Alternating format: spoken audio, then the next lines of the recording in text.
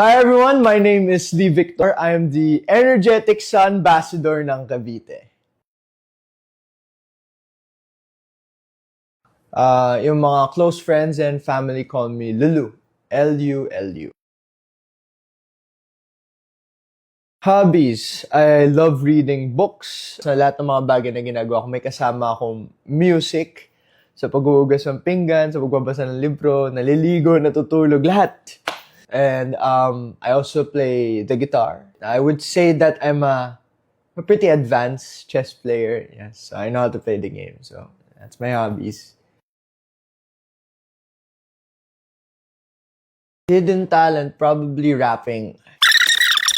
So yeah, that's my hidden talent, rapping.